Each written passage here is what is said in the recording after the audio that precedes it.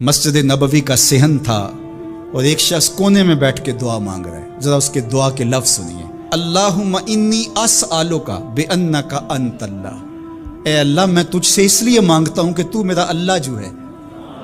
ذرا غور کیجیے. میرے والد گرامی فرماتے تھے کہ بیٹا باپ سے کہے کہ ابا جی میں آپ سے اس لیے مانگ رہا ہوں کہ آپ میرے ابو جو ہیں، تو باپ کو اپنا وجود بیچ کے بھی دینا پڑا تو اس کی ڈیمانڈ پوری کرے گا.